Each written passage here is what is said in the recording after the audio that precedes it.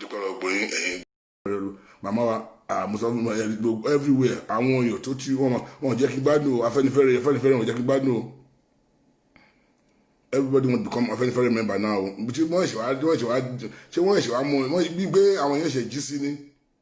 mo fi gbé ìsìn gan lẹ́kẹ́ ọmọ Afẹ́nifẹ́re gbà yín gan àwọn èèyàn ti wọ́n wá lótùn lósì wọ́n fẹ́ di member Afẹ́nifẹ́re wọ́n fẹ́ di member Afẹ́nifẹ́re Olúwa pọ́n gbóyin lé gbogbo ẹ̀yin tẹ́ believe in Afẹ́nifẹ́re gbọ́dọ̀ mọ̀ pé olóòótọ́ olódodo ni wọ́n no matter any propaganda against Afẹ́nifẹ́re you still believe in Afẹ́nifẹ́re you don't wo pé bẹ́ẹ̀ ẹ ti mọ̀ pé irọ́ ni wọ́n kàn pa just to discredit all these old people wọ́n rí pé òótọ́ wà lánàá dẹ̀fín pé ẹ ti ẹ̀ kíá wọn tó ń sọ inú mi dùn pé ẹ ti mọ̀ òótọ́ ẹ̀yin Yorùbá ẹ ti mọ̀ òótọ́ because tẹ́lẹ̀tẹ́lẹ̀ ẹ̀ mọ̀ ẹ̀yin Yorùbá mọ̀ òótọ́ bò mí pé ẹ ti wá mọ̀ òótọ́ ẹ ti mọ̀ àwọn èèyàn tó nífẹ̀ẹ́ Yorùbá dénúdénú tí ì pé wọ́n kàn ń sọ lẹ́nu lásán ẹ ti mọ̀ àwọn tó yẹ pé ògidì ọmọ Yorùbá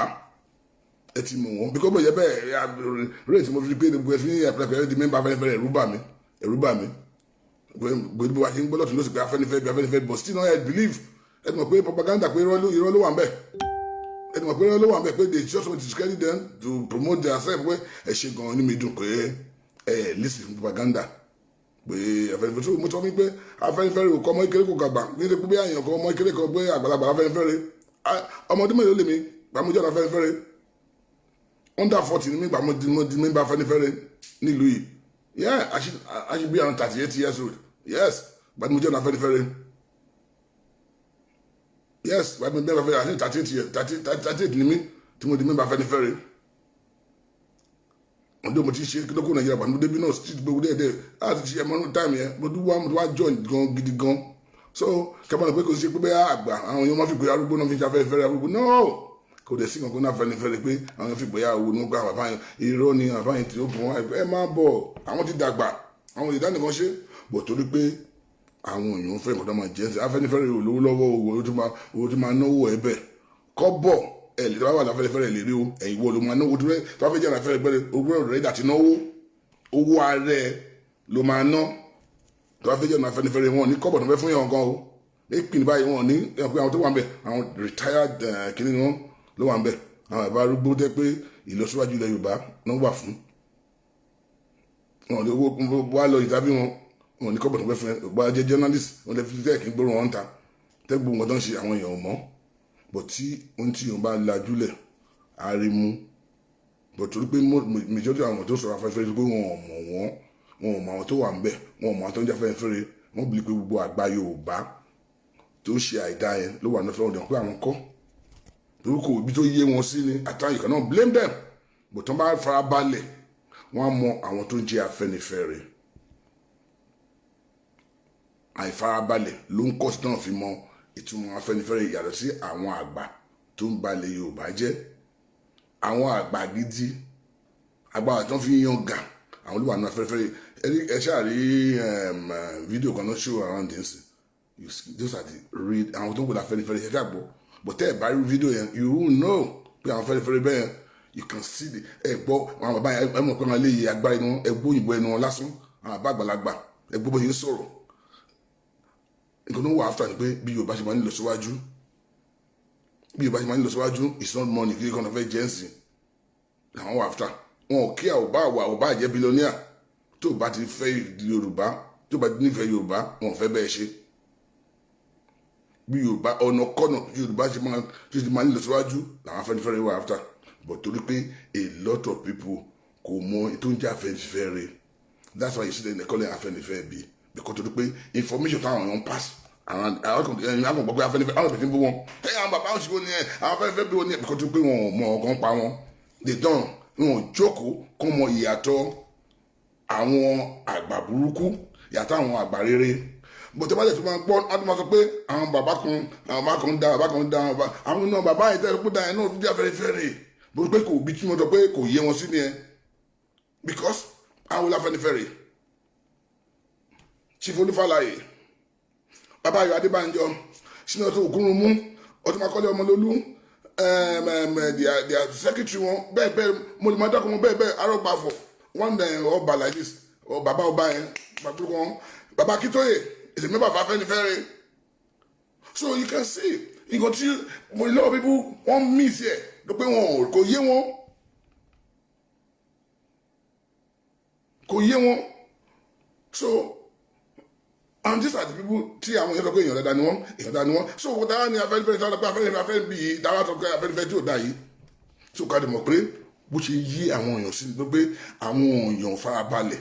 láti mọ òótọ́ ọ̀rọ̀. Tọ́pátẹ̀ kí wọ́n kọ́ gbà báyìí, àwọn ọkọ̀ bẹ̀rẹ̀ sí gbé ní bẹ̀rẹ̀ especially àwọn ọmọ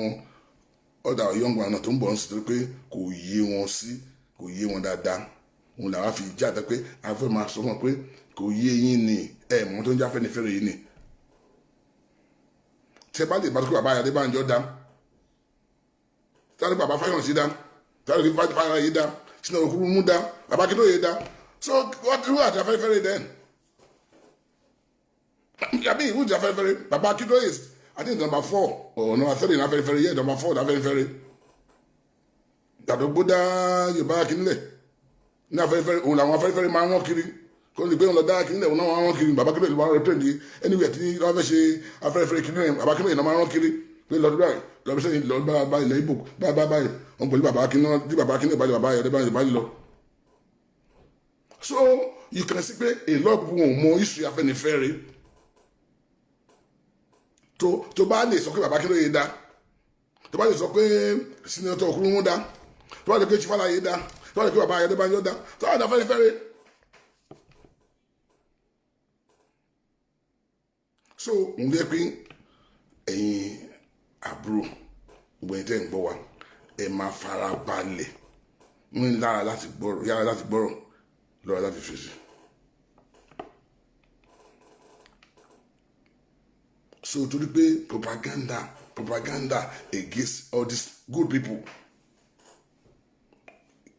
àwọn èèyàn ò mọ̀, but thank God pé inú mi dùn pé a lot of people nísìn wọ́n ti mọ àwọn tó ń jẹ́ Afẹ́nifẹ́re, wọ́n ti mọ àwọn tó wà nínú Afẹ́nifẹ́re lọ́wọ́ àwọn ẹ̀kọ́ gbọ́dọ̀ pé àbọ̀dì ló ń jẹ́ Afẹ́nifẹ́re yìí náà,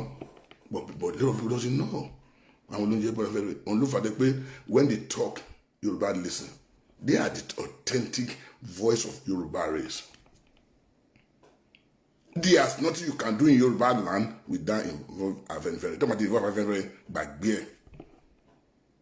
Voice sí gbogbo èèyàn listen Yorùbá nìyẹn. No matter any shout, no matter any propaganda, Afẹ́nifẹ́re is the authentic voice of Yoruba race. But torí pé some illiterate, some àwọn ignorant mi kan tẹ́ pé kò mú nípa Afẹ́nifẹ́re ló máa sọ pé Afẹ́nifẹ́ bí o, Afẹ́nifẹ́ yà o, Afẹ́nikíní kan, ìgbà kan ó kan, tó pé wọn ò fara balẹ̀ pé ok àwọn olówó àwọn Afẹ́nifẹ́re yìí náà kí ni background wọn náà. You type most of the name ló wà lára Afẹ́nifẹ́re kò wá check ṣe background checking pa wọn. It's simple. Ṣé ìjọba gbọ́ nǹkan láyé ẹ̀yin tèmi Olúwafúnmiláyọ̀ welcome on board, Akins welcome on board. Ade Yusuf, welcome on board. God bless you, guy. No people are going. Taba gbọ́ nǹkan. Kí n bá sọ̀rọ̀ kan fún yín bí èsì. Don't just listen to me pé àkọ́kùn nǹkan tó sọ pé òótọ́ ló sọ. Nǹkan tí mo sọ lórí ẹ̀kọ́ wọn parọ́ fún yín. Mo lè sọ kí mẹ́ríkà mi máa dùn. I'm telling you. Mo lè sọ wọ́n bí kò máa fẹ́ sọ nǹkan pé ẹ̀fẹ̀ fẹ́ gbọ́. But ẹ lọ cross-check nǹkan tí mo sọ ẹ fún yín. Ṣé máà nìyí onírùngbọ̀n fún ìdókòwò wá dúdú kurukuru tó wá síbi tó sọ̀rọ̀ fún wa? Ṣé òótọ́ nǹkan tó ń sọ fún wa? You can nǹkan wà lórí Google. Papa, you Google it out. Gbọ́dọ̀ fún kí ló bá sọ bóyá mò ń parọ́ ni bóyá òótọ́ ni ìṣe pé kí wọ́n sọ̀rọ̀ kẹ́yìn dẹ̀ ti gbà kẹ́kà gbọ́gbọ́ bọ́ọ̀dù máa fẹ́ sọ pé fẹ́ gbọ́ tẹ̀mọ̀ like. That really get òótọ́ nìyẹn. Tí máa sọ nǹkan fún yín ẹ̀kọ́ ẹ̀mọ́ fọwọ́ tẹ̀ máa fi jẹun nǹkan tí máa yín sọ yìí ṣé òótọ́ kan wà nú ẹ̀ ṣé rọ́ wà nú ẹ̀.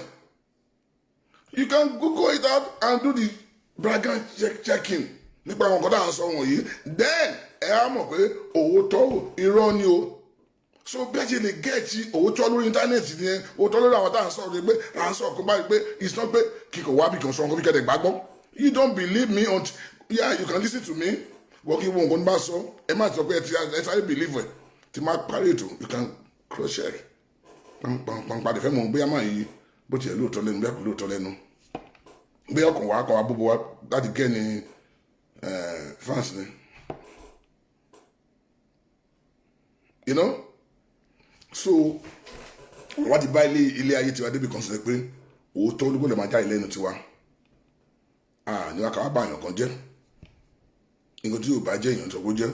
adẹ̀rẹ́ àti máa defend anybody táwọn fi pé àwọn ìfẹ́ bring la pé àá defend ẹ̀ pé no way no bẹ́ẹ̀ kọ́ báyìí ní báyìí báyìí téèyàn bá sọ̀rọ̀ kan àá bì debunk ẹ̀ pé irọ́ ni olówó ló wà ń bẹ̀ báyìí ní báyìí báyìí mo sọ̀rọ̀ kan bí táyà kan pàtàkì wọn sọ pé àwọn ọba Yorùbá pé wọ́n táwọn gbàgbọ́ wọn sọ pé oil block or no oil block not really ṣe gbogbo náà ṣe and I said it line no the line bí ẹ bá ṣe ètò ìkíni ẹ bá ṣe ètò yẹ jọ mo sọ the line bí ṣe mo dọ̀ fi yẹ kàwé náà àgbẹ̀sí mo bí pé ẹni tí o bá ti kàwé ó lè lọ sórí pé ó lè bẹ̀rẹ̀ púpọ̀ ìjọba ń bí wọ ẹ bá ń ṣe kankan you can Google jẹ́ lórí Google kí Google tẹ̀kín pam how many ọba nílẹ̀ Yorùbá tó ní oil block ṣé ní ẹ ká máa lo kíní yìí tọ́lọ́run fún wa ní kíní kan náà pè ní ọpọlọ common sense pé ká máa lò ó tí máa sọ̀rọ̀ fún yín ẹ má gbọ́ nǹkan tí máa sọ nìkan ẹ má sáré gbà mí gbọ́ you can cross check it bá ṣe lè lẹ́ẹ̀ni ẹ kò sẹ́ni tó gbọ́n tán láyé yìí kò sẹ́ni tó mọ nǹkan tán mo lè ṣe mistake mi àní ìyẹn sáré correct mi pé náà kọ́gun get it wrong o get it wrong báyìí ni tí máa ti mi sọ pé they are useless lórí wọn ti lọ́nà ṣe pé torí pé wọ́n fẹ́ gbé oil block tó ṣe wọ́n fẹ́ jẹ owó ní gbàkàwọ̀kan ok ó lè jẹ́ òtọ́ lè jẹ́ rọ́ ni ok gbàtàkà mo lè ti check it fúnra mẹ́ra wọ́n lè fi fóònù wà lọ́wọ́ Google pàpàpàpà how many mo ṣe báyìí sọ̀rọ̀ ẹ lè tẹ́ sí mo ṣe ń sọ̀rọ̀ bẹ́ẹ̀ mọ̀ parọ́ sí how many ọba how many kings ló wà nílẹ̀ Yorùbá tó ní oil block dání you will see their name there I think they are about 2 or 1 when máa yí kí ló kọ ẹ̀ bí gbàgbọ́ máa yẹ wọ́n lọ ọba kan báyìí ṣe gbadé bọ̀ ni whatever so tí wọ́n máa sọ fún mi pé ṣẹ́rí news we are the newsmaker àwọn làwọn make news mo fẹ́ kí wọ́n lè máa gbọ́ but wá kú yìí ká lo brain ní kẹwàá fi ṣe okay ṣe nǹkan tó máa ń sọ ṣe make sense but when I talk at time àwọn ọmọ àwọn pé òun ló fàdé pé when the way mo fi ṣe program máa ń yàtọ̀ kó máa fẹ́ sọ ọ̀tọ̀ ọ̀rọ̀ ó lè jẹ́ èèyàn méjì lọ́wọ́ àbẹ̀ máa fẹ́ sọ ọ̀tọ̀ ẹ̀ ó lè wá kórè ó lè máa like ẹ o but people like kakọ̀ wàrà bókan akọ̀gbé kagbé lẹ̀ lórí line people are sọ pé yes ọ̀tọ̀ ni o but ẹ lo brain ara yín tá a bá sọ nǹkan fún yín tí o bá tiẹ̀ ayé yín tí o bá tiẹ̀ kàwé tí o mọ̀ ní wọn kan you can tell to somebody tó wà lẹ́nu kíní ó kẹ́ ẹjọ́ sà wọ́n máa sọ nǹkan báyìí ṣé o tọ́ ni ẹjọ́ ẹ bá mi bèrè fẹ́ bèrè kan mi ìmọ̀ mi máa ṣẹjọ́ ọba mẹ́rin ló ní oil block nílẹ̀ Yorùbá náà ọjọ́ bá tẹ̀ síbẹ̀ sà mo fẹ́ mú you go online you go gbangbangbangbangbang ẹjọ́ ẹgbẹ́ ṣe wà mí mo fi ìkó ẹgbẹ́ ṣe wà mí sí ẹjọ́ Ọlọ́run bẹ̀yìn ẹ̀yin tẹ́ bá ń gbọ́ mi ẹ lè bá mi fún méjì àbí mẹ́ta kan ẹ bá mi kọ́ sórí ẹ̀ bẹ́ẹ̀ ṣe wà mí ẹ bá mi Google ẹ̀ jáde ṣé ọba ìlú wà mí ẹ bá mi wọ ẹ má kàn gẹ́ẹ̀sì lórí ẹjọ́ ẹ bá mi tẹ̀ ẹ má kàn gẹ́ẹ̀sì lórí ẹ má kàn gẹ́ẹ̀sì ẹ bá mi lọ sí online now mo yẹ bá yín sọ̀rọ̀ nsìn please let me go online right now go to Google here pé ọba mélòó nílẹ̀ Yorùbá tó ní oil block so a lè máa yé yín pé gbogbo táwa ń sọ ọdún yẹn mọ̀ pé akọgun yìí kí ló ṣe máa mo fẹ́ máa sọ fún pé kó lè máa yé yín ọ̀tá sọ wọ́n ti pẹ́ mọ̀ pé olóòtítọ́ olódodo là wa àwọn tí ò lódodo ni ò ní láìka wa torí pé àwa agbẹ́mọ̀ sọ̀tọ̀ ọ̀rọ̀ àwa ọkàn ní jáde láti bring anybody down torí pé mo fẹ́ gba Oòduà yes I love gba Oòduà mo wà gbogbo hate nǹkan náà ṣe bó mi ní parọ́ mọ́ wọn kí wọ́n bá ṣe máa fi kọ́ wọn ṣe ẹ̀ṣẹ̀ tó máa ṣe máa fi kọ́ wọn ṣe mi ò ní sọ tó pé kó lè hate wọn pé mo fẹ́ propaganda against them so that people can hate them àwọn náà mo ní ṣe máa attack wọn kí wọ́n má fi ṣe wọn tí ó da I go straight to that pé yes tó dà pé torí òtítọ́ agbọ́dọ̀ máa dúró lórí òótọ́ tolúwa lè fún wa ní nǹkan tá à ń gbàdúrà ẹ̀ olúwa lè fún wa bá dáwà bìlẹ̀ lórí irọ́ àní àṣìfẹ́ ní ti ń bẹ̀ Yeah, you create propaganda, but not to that extent. Where nǹkan tó yẹn ò ṣe tó rọ̀ pé ó ṣe tó lè ń gbàdà fọ́ lọ́hùn kò lè fẹ́ kọ́ lọ́hùn gbàdúrà ẹ̀ gbàdúrà fẹ́ gbàdúrà ẹ̀ èmi believe in God mo lè má máa lọ́jọ́ ìgbọ́ o but I believe in God.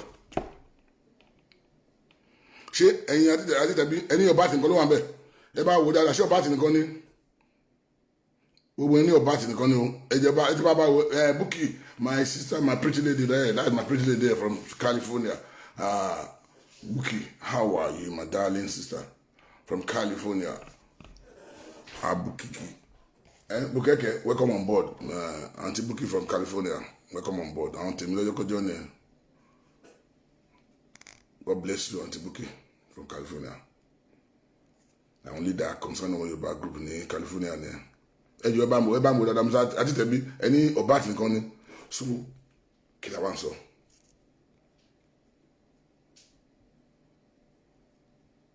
Take a bat in the about two that I'll go bat in the Connie. So, kill a one so. So, tí táwa bá ń sọ̀rọ̀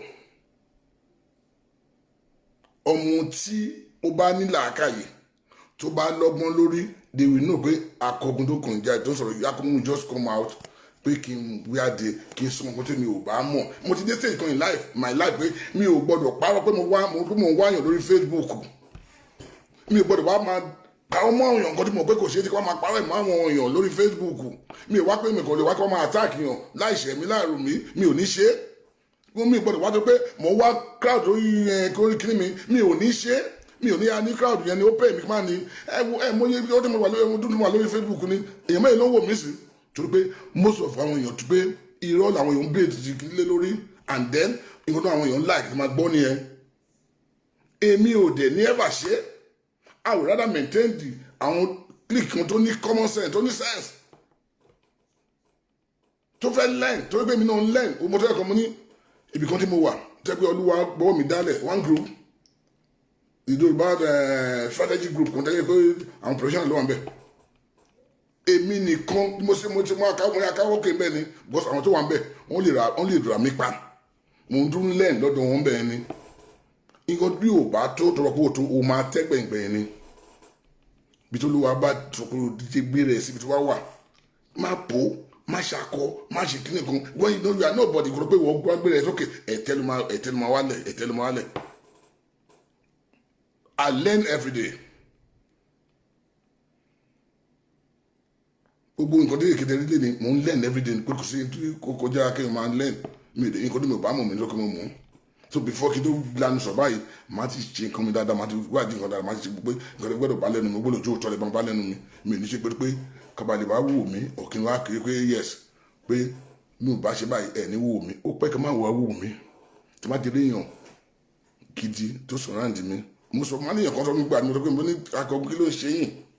ó ní so easy nǹkan tẹ ṣe yìí kò sí èèyàn tó ṣe rí so easy àti kó okó ó ní ìwọ nìkan okó gbogbo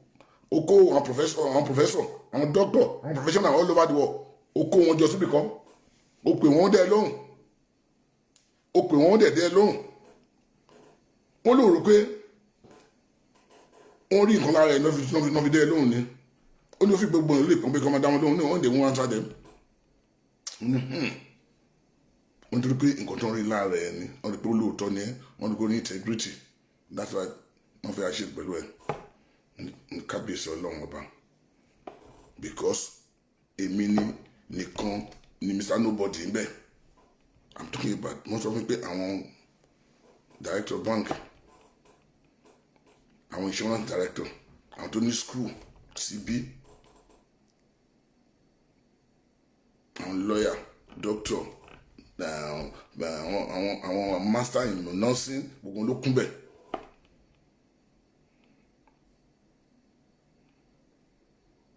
They are working ẹ jẹ́ ká ṣe báyìí ẹ ká ṣe báyìí so èmi náà mo ta brain wọn bẹ wọn náà ṣe gbowó mo ta bẹ pé báyìí fẹ́ ṣe báyìí fẹ́ ṣe bóyá máa dá fúnlẹ̀ Yorùbá tó bá ti lè lẹ́ẹ̀ni ẹ bọ̀ kí ebi kí wọn kọ sọ fún wa kábẹ̀rẹ̀ ká má ti gbọ́ kábẹ̀rẹ̀ sí ṣépè kábẹ̀rẹ̀ sí sọ ọkọ̀ pé kí ló tọ́ ní àwọn obìnrin ṣe báyìí mọ́gbọ́ nínú mi dùn pé ẹ ta ìbẹ̀ jáde ń sìn ọjọ́ tí wọ́n sọ pé Buhari kú lọ́jọ́ yẹn I don't just carry fake rumours. òun lẹ́bi pé àwọn èèyàn máa wò pé máa yí mà difficult o kí pé èèyàn kan sọ sí mo ní sense mo ní common sense Buhari ti kú mọ́ Buhari kankan òkú Buhari wà láàyè Buhari ti kú o Buhari ti kú o Buhari ti kú mo ní Buhari is alive brain ẹ̀kọ́ ti lọ́lẹ̀ ni kò ní gbogbo bàbá bóyá brain tó wà lórí ẹ̀ bóyá brain ọmọ ìkéré ló wà lórí ẹ̀ Buhari wà alive mi ò sí láwọn tó wà máa parọ́ pé Buhari ti kú mo ní Buhari is alive. Àwọn I don't just carry fake rumors fake news kiri tó pé àwọn ti bring Buhari down àwọn ẹgbẹ́ Buhari gbàdúgbò Buhari kankan òkú Buhari wà láyé brain ni ọkọ̀ rẹ̀ ti mọ́ ní ibi tẹ́lẹ̀.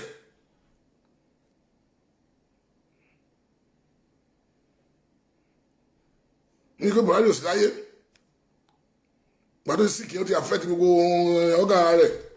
ìṣòro Buhari wọ́n ti sọ èmi ọkọ̀ sọ̀rọ̀ lórí kí níbi mo ní láwọn tó wà ní kábínẹ̀tì ẹ̀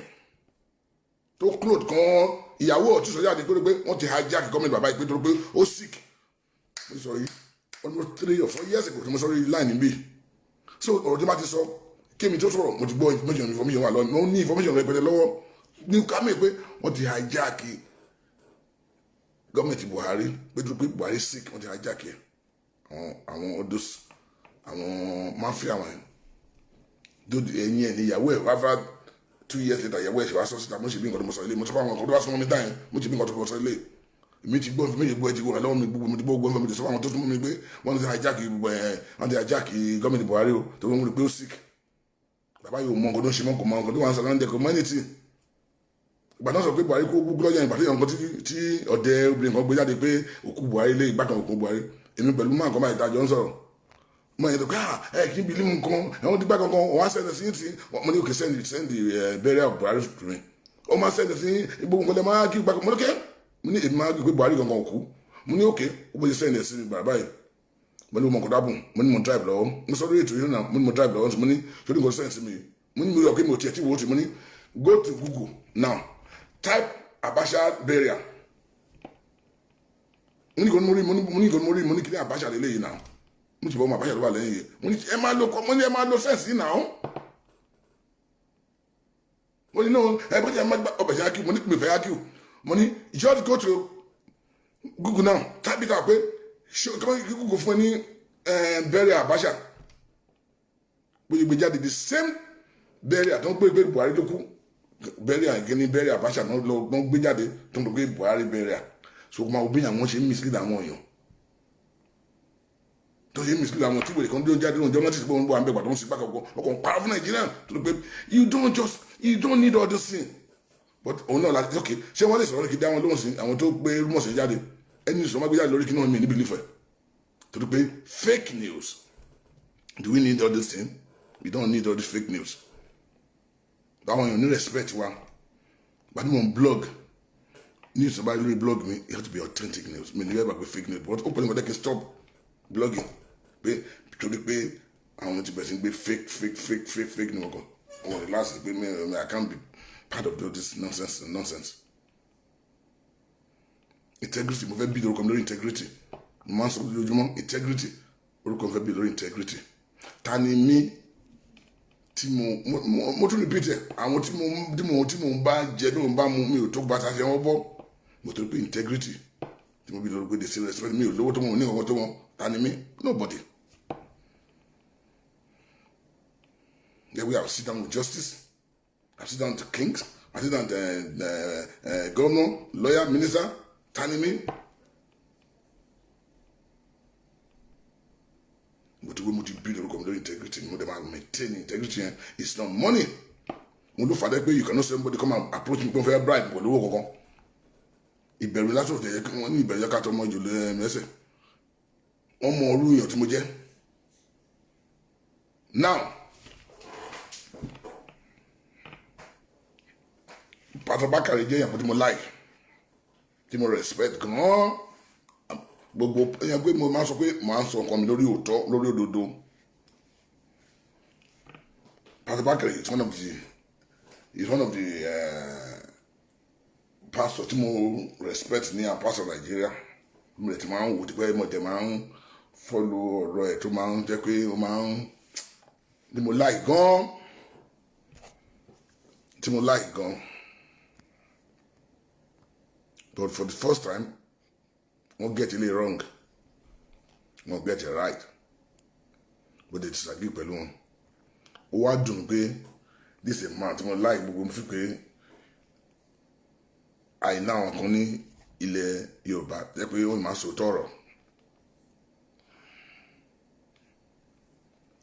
tọ̀rọ̀ but for the first time mo disagree pẹ̀lú Pastor Bakare gbogbo àtàwọn ẹni tí ń bọ́lá bákàrẹ̀ kan mi ò bá wọn burú mi but mo really like máa yẹn gan-an tí ìgbà tó wọ́n ra jet wọn gbẹ kiri wọn lórí fíìsì lórí gbé gbàgbọ́ tí wọ́n gbé jet wọn gbẹ tí ò jí sóò tí ò bá wọn ṣe kí ni wọn bẹ́ẹ̀ ilé tó ń ṣe wọn get it wrong èèyàn kan kẹ́rọ̀ àtẹ́sẹ̀ mi sí fídíò tí gbàgbọ́ Bakare ṣe ń church wọn ṣáà Abíjọta tí mo rí náà mẹ́jẹ̀ ká pè wọ́n bẹ́ẹ̀ sà Prince Nurbanjo ẹjọ́ abẹ́gìsà ẹ má bínú sà tí mo rí kíní ẹ tí mo lọ wò ó bóyá pé mo ti rí ẹlẹ́yà ń bá bẹ́jà lóru àná yẹn bí inú ṣe bí mi sí lákàn Pastor Bakare tí mo love tí mo like tó sọ irú eléyìí jáde lẹ́nu ṣé nǹkan tí Ọlọ́run tó kọ́ ló preach in church ní brother God ń preach yìí pẹ̀lú ó disappoint mi gan ni so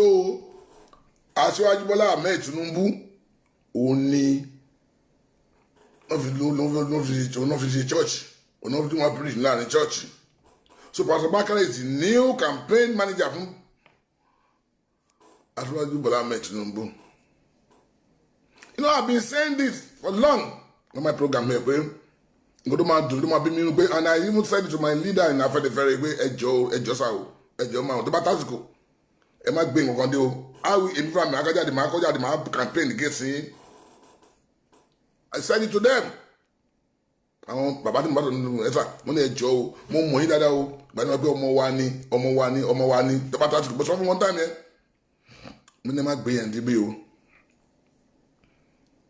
nílé mi gan máa kọ́ jáde bá ń bẹ̀ sí campaign against him badly ọmọ wa tí ò bá ti dúró tì wá nígbà ìṣòro kì í ṣe ọmọ wa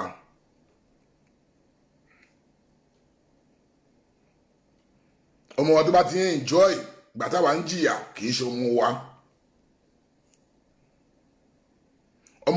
ọmọ tí ò bá wa sunkún ìgbà táwa sunkún kì í ṣe ọmọ wa.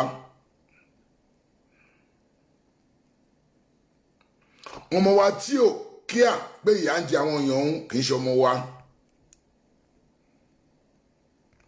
mo ní ẹ má gbé yẹn wá tó bá dásìkò mo ní bó mọ ẹ̀yin Afẹ́nifẹ́re yín gbà yín lè máa sọ pé ẹ forí di nǹkan ọmọ wa nígbà kan mo sọ fún wọn I told them then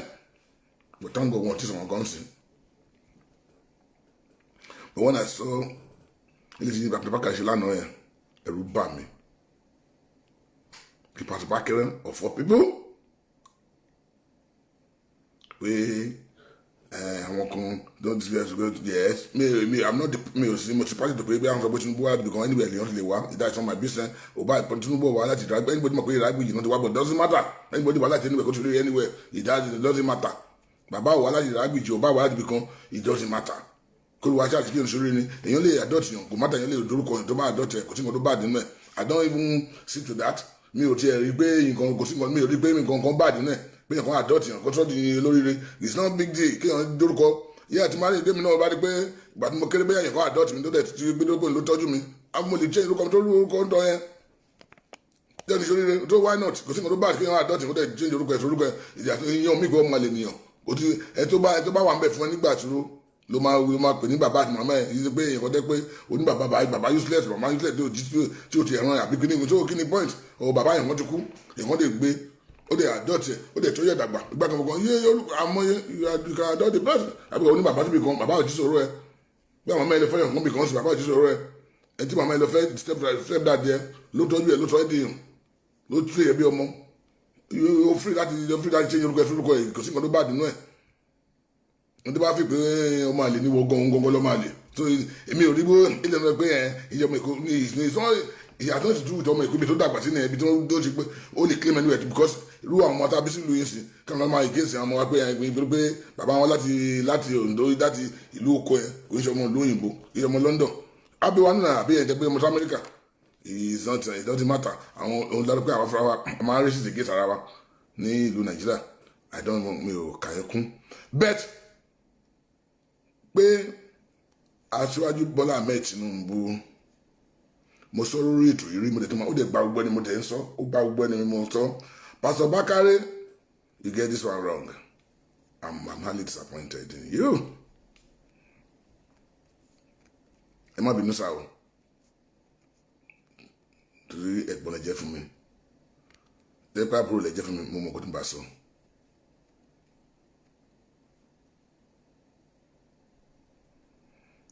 ò bá mọ nǹkan tó ń bá sọ Adéníkẹ́ Ṣọlẹ́yẹ welcome on board bá mọ kó tó ń bá sọ bọ̀ torí pé ẹjí náà tí mo láì rẹ̀ tó jẹ́ bí ẹ̀gbọ́n gbogbo ẹ̀bí àgbàlagbà ní mo gbọ́dọ̀ sọ ó ní boundaries mo gbọ́dọ̀ cross but I get it wrong inú mi ò dẹ̀ dùn àtọ́látọ́ pé irú nǹkan bẹ́ẹ̀ jáde látẹnu yín because nǹkan tẹ̀ sọ́lá náà ẹ̀ is irrelevant lójú tèmi hákìmí bí pé Tinubu pé tí mo rí o tí mo rí ní ṣọ́ọ̀ṣì pé Tinubu deliver kíní kan ó gba kíní kan lọ́wọ́ PDP òun ló deliver gbọ́ South West lọ́wọ́ PDP ipa kankan is that all? ó yẹ kó fọ́ bójú o Pastor Bakare ẹ ṣe lè yẹ ẹ ṣe dáadáa o ẹ disappoint ti gbogbo ọmọ ilẹ̀ Yorùbá tó nífẹ̀ẹ́ yín ẹ disappoint ọmọ Yorùbá tó nífẹ̀ẹ́ yín pé Tinubu tí ọmọ wa Tinubu gbé ìgbà tí àwọn PDP wà lórí oyè òun ló deliver bo the South West kí nìyẹn ní ṣe pẹ̀lú ẹjọ́ ẹ dá máa lóhùn ẹjọ́ tó lọ́hùn kí ni benefit a get lórí ẹjọ́ ẹ dá máa lóhùn tó lọ́hùn o àgbà South West ṣẹ́ni mo sọ pé kí ni kan tí nǹkan bá di kámẹ́rà mi like máa pariwo it's not good for me good it's not for my head máa pariwo mo ti fẹ́ máa gbọ́dọ̀ cool down inú ti ń bí mi ẹ jẹ́ kí n mú mi ẹjọ́ tó lọ́wọ́ ẹ má bínú sí mi inú tiẹ̀ ti ń bí mi.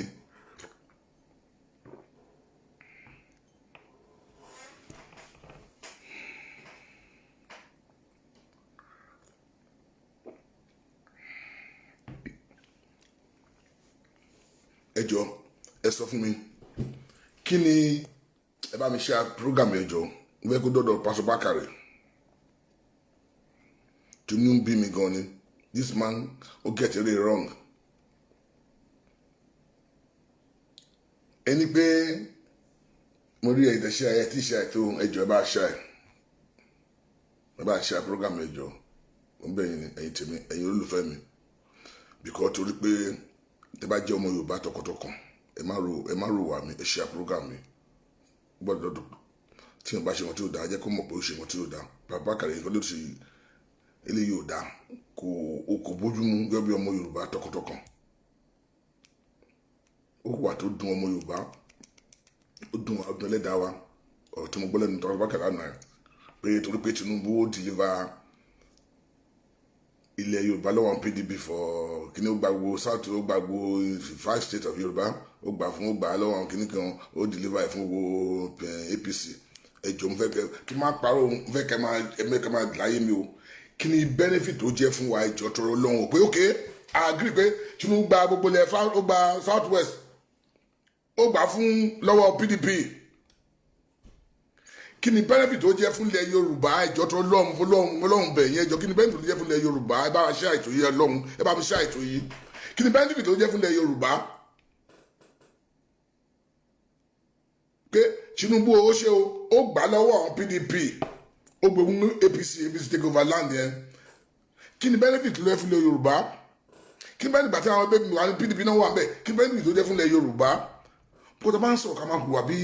ẹni tó ní làákàyè ẹni bá ń gbọ́ wa náà ká máa sọ pé gbà ó bá gbọ́ sí àgbọ̀dọ̀ bá wọ pé okay now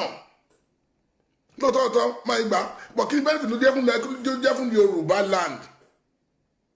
kí ni benefit ló jẹ́ fún Yorùbá land ẹ jọ̀ọ́ ẹ sọ fún mi agree pé Bọ́lá Ahmed Tinubu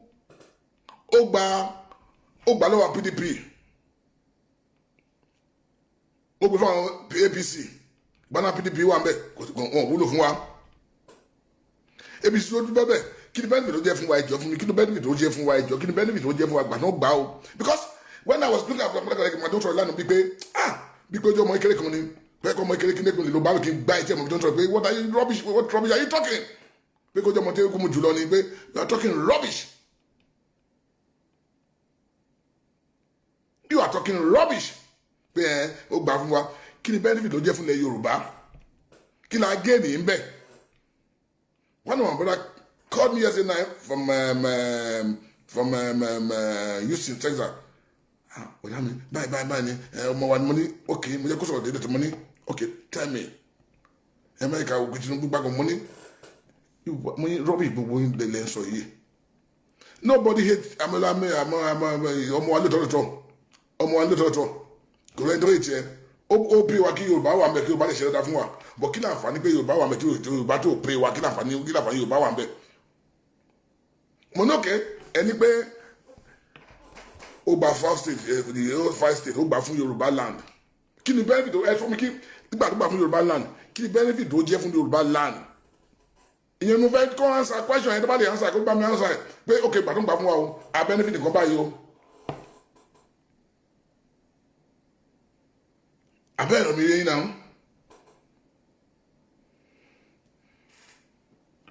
ṣé àmì yẹn because kò yé mi o because mi ò tiẹ̀ kò yé mi ní oníṣe mo wo kí ni pé tó bá lè tọ́ pé benefit báyìí gbà pé kó gbà tó gbà fún ilẹ̀ Yorùbá o Yorùbá develop ilẹ̀ Yorùbá develop.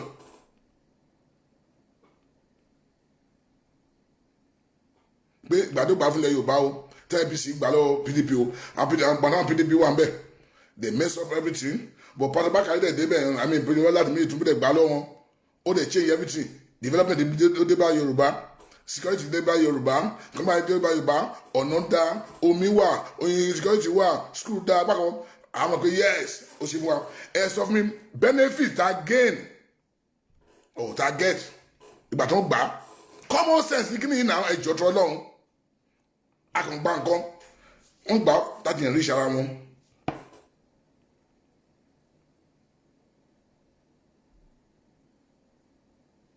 Wọ́n gbà láti yẹn rí ìṣara wọn àní pé à ń support blindly ọmọ wa ni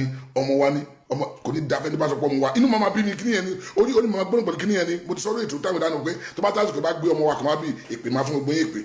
kí ni ọmọ wa ní ṣe pẹ̀lú kó ló wà ń bẹ̀ ìwé bàbá Ọbásanjọ́ wọ̀ zẹ̀ mo sọ kí ni kan mo ní ìgbàdàn bàbá Ọbásanjọ́ wà mẹ́ta mi kí ni benefit jẹ́ fún wa ilẹ̀ Yorùbá mo sọ kí ni mo sọ ṣùgbọ́n mo wà ní on lo slot south west ṣe tó bá gbọ́dọ̀ balance nǹkan náà ṣe nǹkan láyè àgbọ́dọ̀ máa support blindly Olúwadẹ̀mọ̀ ẹlẹ́dàá mi mọ̀ pé mi àdán hate Bọ́lá Ahmed Tinubu Olúwadẹ̀mọ̀ tí bàbá Tinubu bá ṣe nǹkan tó dá I will support it bá ṣe lè máa support ẹ̀ pa Ọlọ́run dẹ̀mọ̀ Jésù Kristi dẹ̀mọ̀ bó ní kó bẹ́ẹ̀ kí máa èké bàbá Tinubu sí pé ó àǹbádàn lé Yorùbá kò kí à ń palẹ̀ Yorùbá ara wọn ló ń jà fún ara wọn náà enrich pẹ̀lú family wọn bàbá ṣe máa di president Nàìjíríà ló wà lójú bàbá Tinubu nǹkan tó ń bẹ̀ mí inú nìyẹn ní Ọlọ́run dẹ̀mọ̀ pé I don't have anything against this man. Why should I campaign against him? Why should I be coming Yorùbá má débẹ̀? Ò bá jẹ́ Fulani tẹ́lẹ̀ àti akókò dàgbọ́dá yìí tó yẹ kó olùmọ̀ tó Nàìjíríà ṣe I will vote for that Fulani tẹ́lẹ̀ àkókò dún Nàìjíríà ṣe but when they are not go compare ó yẹ pé Fulani nìkan ló rú wo Nàìjíríà kí Nàìjíríà dá because they don't complain àmọ́ vote fún wọn lọ ni. Àfẹ́ kí àmì kan ló ti wá gbogbo àti gbogbo wọn dé pé gbogbo wọn kàn sùn wọn kàn síbi kan kò sí wọn tó dà àti Fulani o àti Yorùbá o kò sí wọn tó wúlò kò sí ẹni bọ̀ tó wúlò tábà yẹ pé tí Yorùbá nìkan tí Yorùbá tó bá ń ṣe nǹkan tó yẹ pé ó ṣe mọ́ fún gbogbo tí Nàìjíríà like àmọ́ kan continue ní kò tẹ́ tó bá fẹ́ lọ pé ó jẹ́ Yorùbá nìkan bó lè pé Ìgbò náà ni bó lè Fúlàní náà ni àmọ́ pé continue ni àmọ́ vote fún lọ ni kò tẹ́ tó máa tó pé èèyàn mi gbọ́dọ̀ débẹ̀ ìgbà tí èèyàn bá débẹ̀ bọ̀ tí ìgbà tí èèyàn débẹ̀ kí láǹfààní ló jẹ́ fún ẹ kí láǹfààní ló jẹ́ fún ẹ pé èèyàn ló wà ń bẹ̀ o kí láǹfààní ló jẹ́ fún ẹ bàbá wa Ọbásanjọ́ lo cloth ti Yorùbá south west kí ni benefit tó bring wá fún ilẹ̀ Yorùbá you tell me ẹ sọ fún mi ẹjọ́ ẹ dá mi lóhùn dẹ gbogbo ẹ̀yin tẹ́ ń gbọ́ mi ẹ̀yin ní kíláàkà ìdẹ́wà lórí ètò yìí ṣé ká kàn sọ pé èèyàn kàn wá pé ọmọ wa ni now I was discussing with my brother yesterday pé look bàtà mi ẹ má jẹ́ ká lose ẹ o ẹ má jẹ́ ká ṣe kíkan o mọ́kẹ́ ẹ̀ka ló ṣe mo ní kí ẹ pé bíkọ́ ọmọ wa Yorùbá ni o àwọn at least ọmọ wa ní vibrant tó wà bẹ́ẹ̀ sí igbá kan tó wà bẹ́ẹ̀ ni mo ní òótọ́ mo ní mo ṣe ń bí mi inú sí okay the vice president is kí àǹfààní president tó wà bẹ́ẹ̀ ló jẹ́ fún wa we have vice president of Nigeria there now okay kí ni ìyàtọ̀ gbàtí Jonathan máa gbàtí Jonathan tó wà bẹ́ẹ̀ sí Jonathan ó mẹ́sọ̀ pé kò kí àǹpa Yorùbá ó pa á tẹ̀gbọ́ Yorùbá ló fi àjẹ jù Yorùbá ń jẹ Jonathan fi àjẹ jù òsì Yorùbá yọkùn ní gọ́ọ̀mẹ̀ntì ẹ̀ báyìí yàtọ̀ sí bí àwọn bàbá arọ́gbàfọ̀ tó wà ní gọ́ọ̀mẹ̀ntì táyìn bí i chief of staff whatever kí wọ́n fi jẹ táyìn.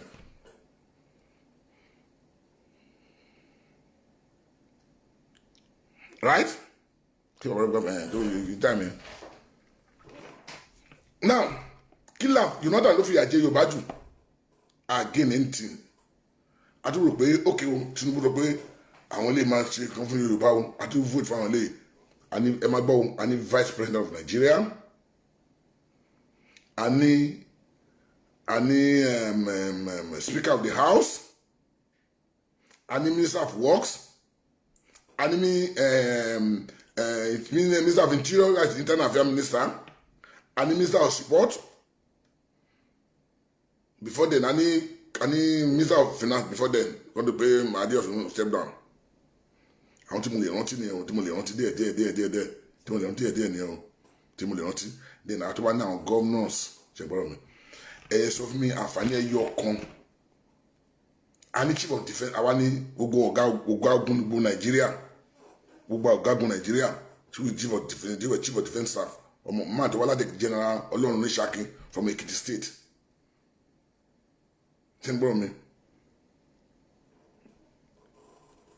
ọmọ Yorùbá ni gbogbo wọn tí mo kà lẹ̀ yìí ẹ sọ fún mi àǹfààní wo ló jẹ́ fúnlẹ̀ Yorùbá ẹ jọ ń fọlọ́ ń bẹ̀ yìí o gbogbo ta ni ẹ fẹ́ jẹ́ fún pé ẹ pọ́ìntì àǹfààní kan báyìí ló jẹ́ fúnlẹ̀ Yorùbá àǹfààní wo ló bring wá fúnlẹ̀ Yorùbá ẹ jọ ẹ sọ fún mi so ìsí pé kakọ̀ ọmọ wa ní kọ́kọ́ wá position kọ́ máa rí sara wọn pẹ̀lú family wọn kọ́ máa pé contract fún àwọn family wọn kọ́mọ jí ọmọ wa ní ilẹ̀ Yorùbá ń bàjẹ́ lọ nǹkan wọ̀ sí wọ́n kidnap àwọn leaders wa nílẹ̀ Yorùbá Chief Olúfàlàyé wọ́n gbé bàbá àgbàlagbà a former presidential candidate Nigeria a former minister of federation a former kí ló ń gbé ẹ̀rọ mi létí ẹjọ́ secretary of federal government and when you have a bank baba that bank that big man wọ́n lọ síbẹ̀ wọ́n arrest wọ́n gbé Fúlàní and Fúlàní tí wọ́n lọ gbé nothing but wọ́n débẹ̀ yìí náà ni when Jonathan was there it's not even like that àdàpọ̀ bad wọ́n dàgbò tó yẹ bad pé ọ̀mùtí ni àdàpọ̀ ọ̀mùtí ni wọ́n ṣe PDP is bad PDP pé àwọn tí ò tẹ̀ wúlò ní ẹ̀ o àti wá sọ pé àwọn tí wá wà ń bẹ̀ ṣùgbọ́n ẹni wá worse jù before they wọ́n tó dé orí oyè ṣé wọ́n á kidnap ẹ̀ lọ́nà Ìbínẹ́ express road ṣé kidnapping wà pẹ̀lú báyìí kí wọ́n kí APC dódó oyè so àti APC o àti PDP o àti gbogbo wọn kò sí àti gbogbo wọn pátá yà ló wúlò fún Yorùbá láàrin gbogbo wọn èyí tẹ̀mí kí láǹfààní wọn fúnlẹ̀ Yorùbá. So why we have been defeat pé ọmọ wa ni kí ló mú wa yín ṣe pẹ̀lú wa kí ló ní ṣe pẹ̀lú nǹkan ilẹ̀ Yorùbá kí ní àǹfààní wà fúnlẹ̀ Yorùbá ẹ sọ fún mi ẹ jọ̀ọ́ Ọlọ́run bàbá ní minister of interior jẹ́ pé minister of internal affairs Nigeria Arẹ́gbẹ́ṣọlá bàbá nínú ògbòye pẹ́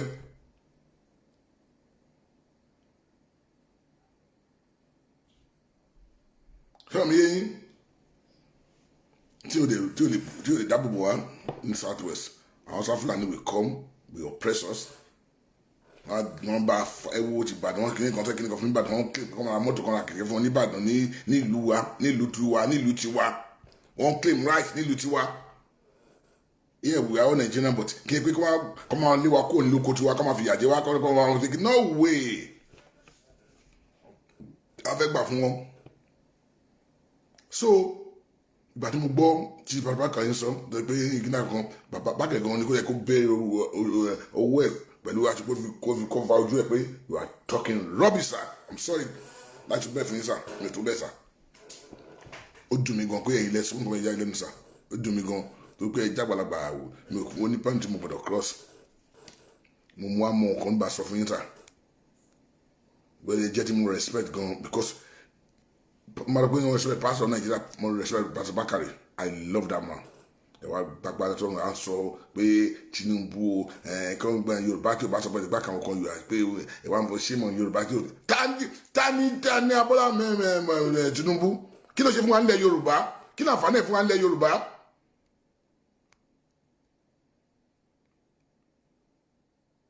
Let him come out kọ́ pé nǹkan báyìí development ló ń bírí wá fún ilẹ̀ Yorùbá ilé ẹgbẹ́ kí wọ́n jáde kó wá sọ pé development báyìí ló gbà tán ti wà ló pé development ló ń bírí wá fún ilẹ̀ Yorùbá ilé kí wọ́n sọ fún wa. Then let him measure one thing development ń gbà tilẹ̀ Yorùbá gbogbo ìjọba ẹ̀sìn politics ẹ̀sìn party by party fún ilẹ̀ Yorùbá kí ni àǹfààní tó jẹ́ fún wa ìjọ́tọ̀ Ọlọ́run ẹ̀ wá ń campaign ní sí pé káwọn support ọmọ wa ni.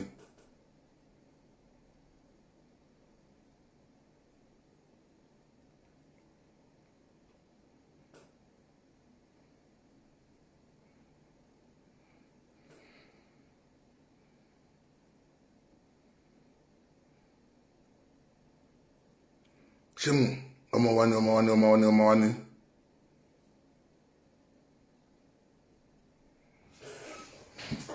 So ẹ̀yin èèyàn mi please ẹ yẹ ká rí wa ẹ yẹ ká rí wa ẹ yẹ ká rí wa.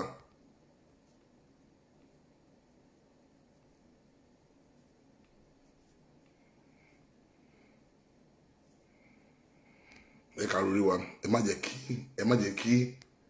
àwọn èèyàn kan wá parọ́ fún wa kí wá lo kíní kan wọ́n ti dùgbò wọ́n ti bẹ̀rẹ̀ ní ẹ o wọ́n ti bẹ̀rẹ̀ ní ẹ o wọ́n ti bẹ̀rẹ̀ ní ẹ o wọ́n ti bẹ̀rẹ̀ ní ẹ o wọ́n ti gbé bọ̀ ní wọ́n ti tuntun wa lórí ní ẹ o ọmọ wa ni ilẹ̀ Yorùbá ń bàjẹ́ ọmọ wa ni Yorùbá ń bàjẹ́ ọmọ wọn dáhùn sí o wọ́n ti tuntun wa lórí wọ́n ti bẹ̀rẹ̀ sí tuntun wa lórí pẹ̀lú lọ́nà wọ́n bẹ̀rẹ̀ sí tuntun wa lórí ní ẹ o please ẹ̀yin mi ẹ dúró lè rọyìn don't listen to anybody wá confuse pé kí ni tí bá dọ̀la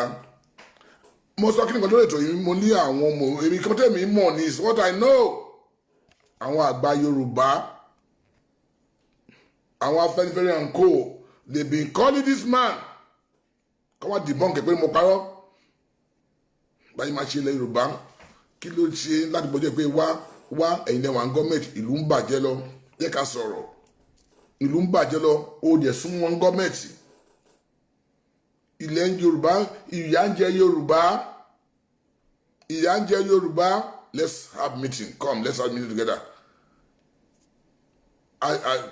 chance lélẹ́yìí tó ní lélẹ́yìí ẹ wá túnlẹ̀ Yorùbá ṣe gbàgbọ́n kankan this man refuse ẹbí tó bá lọ bọ́ tó wá bó di refuse kò bá wọn ṣe meet kò bá wọn ó distant ara ẹ̀ fún wọn.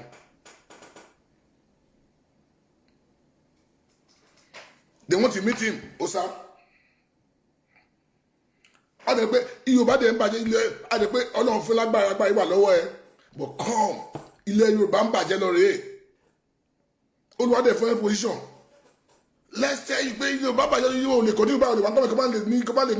kí wọ́n lè bring change family Yorùbá máa yẹ refi ó distant ààrẹ wọ́n pe àwọn gómìnà asádànù tó pé wọn ò fẹ́ kọ́ ga wọn rí wọn pé wọn ti mìtì wíwá ń wèrè káwá dé lọ́la somebody sọ pé ó tí ò close mọ́ Yorùbá leader tó gbogbo ń sápè fẹ́ pé ó fẹ́ gbọ́ Yorùbá sétí àwọn adé wa sọ pé ẹsẹ̀ lè fún wa pé ọmọ wa ní sìn gbà tó kan táwọn tó fẹ́ dìbò ẹ wá fún ma sẹ́ẹ̀lì ẹ̀ fáwa àwa kan wà tẹ́ pé we will campaign we will let people know pé ìròyìn àtọ́jú pé this man ẹ má trust man yìí o irọ́ ni kò ṣe tí Yorùbá ló wà fún ààrẹ ló jà fún.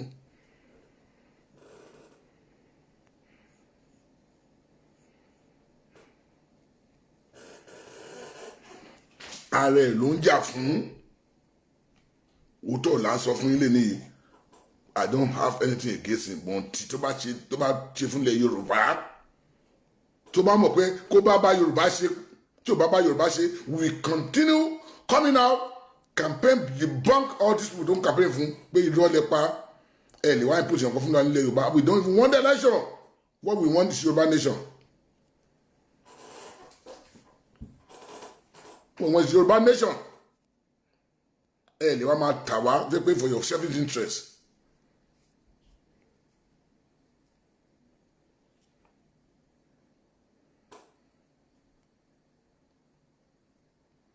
I'm sorry, it can develop your Southwest. Why are you talking like that? It can out kí ló ní influence, kí ló ń pè ní influence, kí ló ń pè ní influence, kí ló ń pè ní influence. How do you know about to develop your Southwest? Kí ló ń pè ní influence? You think máa jókòó pẹ̀lú president, vice president ọmọ mi ní, speaker of the house ọmọ mi ní, minister of interior ọmọ mi ní, work minister ọmọ mi ní, sport ọmọ mi ní. What are you talking? The influence. Kí ló ń pè ní influence? You influence the government. Tó bá fẹ́ kí wọ́n ṣe ọ̀nà sádùúgbò ẹni tó mọ̀ ìmọ̀ àti ọ̀nà sádùúgbò ẹni tó bá ní ìbàdí ní gọ́ọ̀mẹ̀ntì tí máa jẹ́ ìgbà ọ̀rẹ́ mi ní gómìnà tí ò sọ́nà ní àdúgbò mi ṣé mo ní influence pé mi ní influence gómìnà pé please Mr. Gómìnà títí iwájú onílé mi ó di bàyẹ̀ bá máa ṣe. School tó máa mọ̀ mi lọ ẹgbẹ́ lé mi òjò ti pamọ́ bẹ́ẹ̀. What are you talking? Ìkànnì kí ló ń pè ní influence? Kí ni àwọn ìwà kí ni wọ́n lè ṣe ń bẹ̀ kí ni wọ́n ṣe ń bẹ̀ fún insecurity ní ilẹ̀ Yorùbá kí ni wọ́n ṣe pẹ̀lú ẹ̀? Àwọn àgbà ń dẹ̀wọ̀n àtẹ́kùlẹ̀. Did you support it? Never support it. Ṣé àwọn Èkó support it? They never support it. Kí là ń sọ? Let's say the reality. Ẹ jẹ́ ká sọ ọ̀tọ̀ òbí tọ̀rọ̀ wà. Ká máa parọ́ pé kíní kan. Àwa àwọn tí tó ń parọ́, àwa ọ̀dẹ̀ hate yan. Ládùúgbà bá anybody jẹ́. Tó bá ṣe dáadáa, we support him. We support him.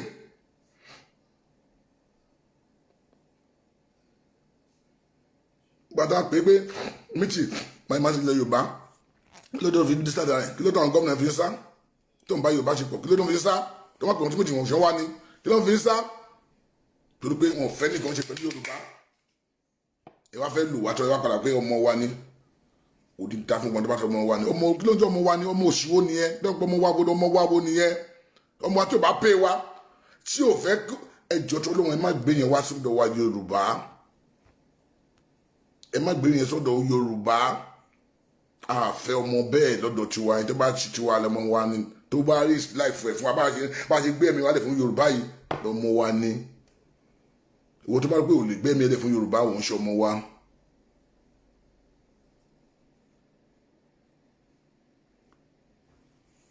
Ọmọ wa ni ọmọ wa kí ni ọmọ wa kí ni.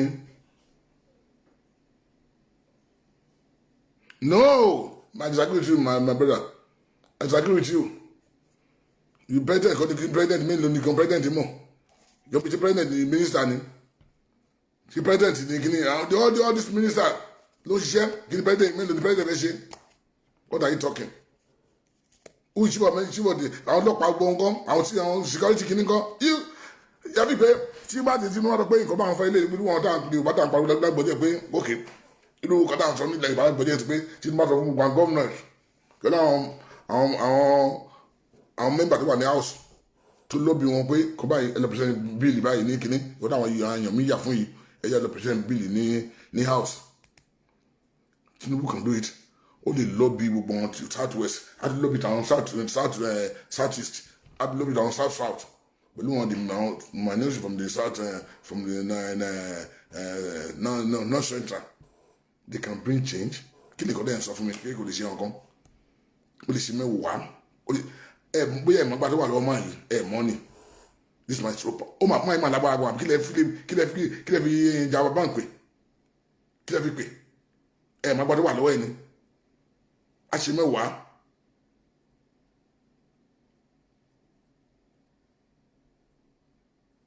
A ṣe mẹ́wàá and then mo ti máa tọ́ kí ni kan tẹ́ pé àrọ́wọ́ ẹ̀ lọ́rọ̀ Yorùbá we can be quiet àmọ́ àwọn òun náà pé yes ó ń try bẹ́ẹ̀ kò lè sọ́dá mélòó tí oníjẹ́ bá fẹ́ ṣẹ́ẹ̀bù ilẹ̀ Yorùbá mo mọ àwọn àgbà Yorùbá mi tẹ́ pé owó ìsúnlẹ̀ Yorùbá tẹ́ pé they will support you wọ́n lè máa support you tẹ́ pé Tinubu lè wá ó lè support wa underground kẹ́ ká máa sọ síta ó lè sọ pé lóòótọ́ pé ó nífẹ̀ẹ́ Yorùbá dénúdénú bí bàbá tó máa ní àwọn àgbà Yorùbá wá pèsè méjì gbàdé lè wá kò ní rán ẹ lọ́bẹ̀ ni kò lè máa sọ̀rọ̀ underground bẹ́ẹ̀ máa ṣe báyìí ni káde pé a gbọ́dọ̀ bẹ́ síta ń sìn kí ni kan tó yẹn sọ tẹ́gbọ́n ọ̀dẹ̀ ní ọwọ́ ẹ̀ ń bẹ̀ ni àti ń sọ ń pa ẹ̀ pé àmọ́ yìí ń try bẹ́ẹ̀ sẹ́ o ń yìí try bẹ́ẹ̀ sẹ́ o ẹ jẹ́ ká filẹ̀ ó mọ̀ kó ló ṣe báyìí báyìí ni wọ́n lè máa fún wa lọ́pẹ́ ẹ lè ṣe báyìí ẹ lè ṣe báyìí ẹ lè ṣe báyìí ẹ lè ṣe báyìí ẹ lè báyìí ẹ báyìí ó lè máa tẹ bọ́tì wọn ọ̀dẹ̀ ní lójú ẹ̀ àmọ́ pé yes ọmọ akọ́ni ọmọ Yorùbá yẹlé ẹ̀ mọ owó tó wà lọ́wọ́ máa yìí ni ẹ̀ mọ̀ kọ́ yóò tó máa yìí ni lára báyìí ni báyìí ni ẹ ṣe báyìí ẹ ṣe báyìí ẹ ṣe báyìí ẹ ṣe báyìí ẹ ṣe báyìí ọ̀dàgbẹ́ pé kò mọ àwọn tí ẹ pé nílẹ̀ Yorùbá pé tó lè bóyá pé èèyàn kan nílẹ̀ Yorùbá tó lè tó bí ọ̀dẹ̀ fídíò ọ̀dẹ̀ sọ fún tó lè bá máa ṣe mítì ní ẹyọ kan pé one on one meeting bóyá pé òde fẹ́ bá gbóyè sí mítì nílẹ̀ Yorùbá ni báyìí ni báyìí ni báyìí báyìí ni báyìí ni báyìí báyìí ni bóyá pé èèyàn kan nílẹ̀ Yorùbá kò mọ tó lè bá máa ṣe mítì ni tó pé fún ìlọsíwájú ilẹ̀ Yorùbá ẹ̀gbọ́n kan náà fẹ́rẹ́fẹ́rẹ́ sọmọ ẹni òkè nìkan ni kò kí à ń pa Yorùbá so we have a gbọ́dọ̀ sọ nípa constitution ilé Yorùbá constitution náà sọ́gbọ́jọ́ yìí ṣé kò lè influence kò lè lọ́bì kan àmì constitution náà gbọ́jọ́ yìí dáhùn sọ ẹni tí gbogbo Yorùbá sọ pé tí gbogbo wọn gọ́ọ̀nà gbogbo mọ́tẹ́ ni wọ́n wá kò gbogbo gọ́ọ̀nà south west tó ṣe mítì pẹ̀lú wọn gọ́ọ̀nà south east kí náà pè ní lọ́bì náà àníyàn wà ṣẹ́fíìsì ẹ̀ tó pé kíní ṣẹ́fíìsì interest ẹ̀ ló wà fún ẹ jẹ́ ká sọ tó rọ̀ wà no we are not here to come and attack him.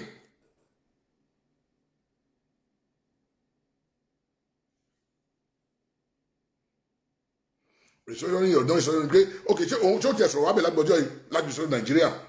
tó sọ̀rọ̀ wábẹ̀ ni kò tiẹ̀ sọ̀rọ̀ wábẹ̀ náà tí ó tiẹ̀ sọ̀rọ̀ wábẹ̀ ni pé kọ́ni ìṣòro Nàìjíríà yóò sọ̀rọ̀ wábẹ̀ ni.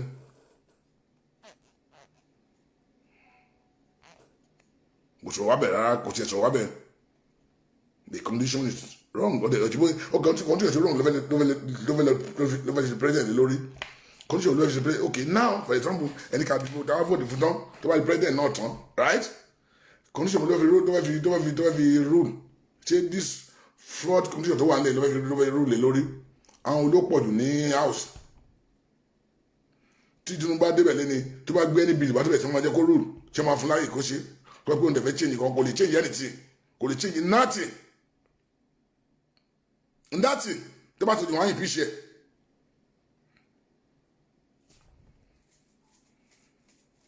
wáyé píṣẹ́ so kí ló tà kú ṣe kálukúke this rubbish constitution kájà fún sí there is a way tó lè sponsor underground ẹ̀ náà ní lójú ẹ̀ náà tó yẹ kó lébùlò tó mìíràn bísẹ̀ lọ́dọ̀ọ́tọ́ tí ó gbọ́n ọ̀dẹ̀ ní lójú ẹ̀ tí ó gbọ́n ní lójú ẹ̀ pé ó kéré bẹ́ẹ̀ kó ń bèrè àmọ́ pé gọ́ọ̀mẹ̀ntì lágbára tẹ́ pé ọmọ ọgbàdé wà lọ Tinubu ni but ó pé for you self interest he doesn't care he can do it my brother he can do it.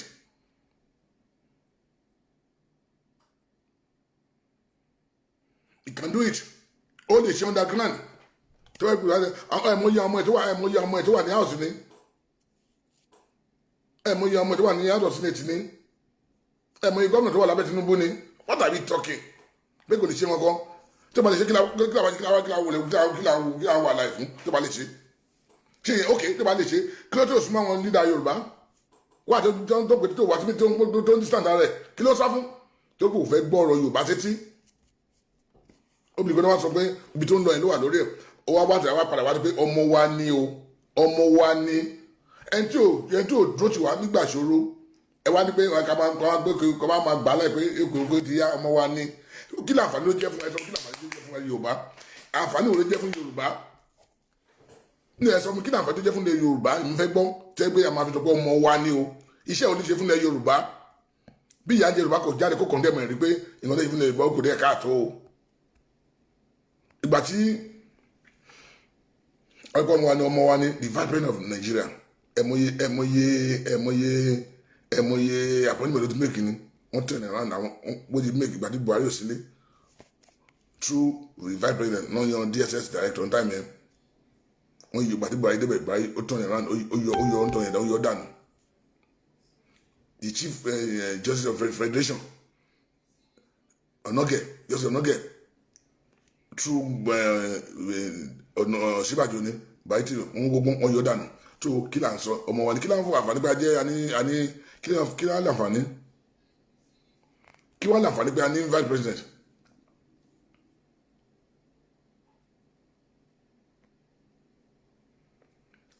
tí ó sọ ń pa ìmọ̀ọ́sí Razak àbí Mr. Adeniyi Mr. Adeniyi Adeyemi Mr. Adeyemi amen Mr. Adeyemi Mr. Adeyemi ṣé ó sọ ń pa ìkọ́ni ẹ̀sùn ṣé ó sọ ń pa ẹ̀ Mr. Adeyemi ṣé ó sọ ń pa ẹ̀ Mr. Adeyemi ṣé ó sọ mọ́ owó ìyẹ̀gbọ́ lẹ́nu ẹ̀ mọ́ ó sọ mọ́ ọ̀tọ́ pé nǹkan tó fẹ́ president ló fẹ́ lọ ṣe ló fẹ́ lọ ṣe ṣé ó sọ ń pa ìmú sí òṣìbàjẹ́ fún ẹ̀ ní kí ló ń jẹ́ bẹ́ẹ̀.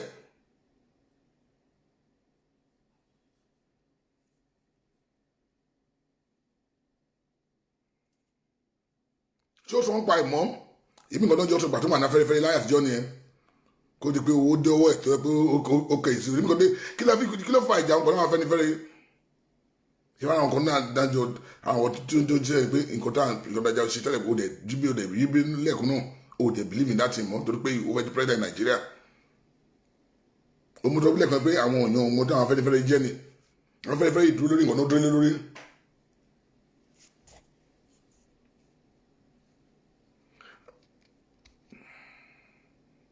Mr. Ade Yusuf ẹ̀ẹ́dẹ̀ sọ̀rọ̀ báyìí ẹ̀mọye party afẹ́fẹ́ ìdálẹ̀ ni they don't have money to run the party ẹ gbàgbé story Nàìjíríà wo Nàìjíríà afẹ́fẹ́ yóò lówó wọ́n gbé dó kò sí ẹ̀yìn kan tó máa vote fún ọ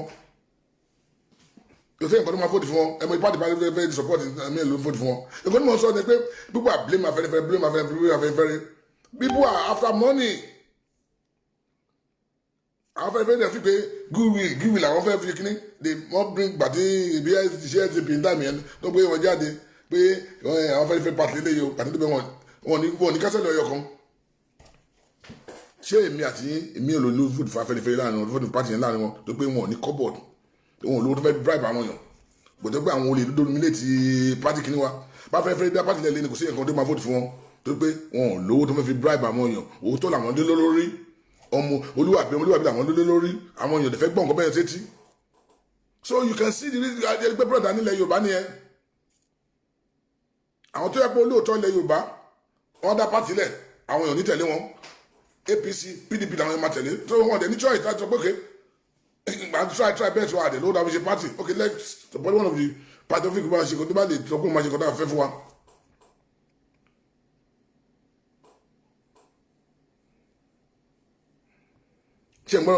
So you see, it's not paying. I'm telling you, it's not paying. Nobody want to go ọmọ wa lótọ́tọ́ ọmọ Yorùbá ní Tinubu tó bá gbà tó dáa fún un. We support him.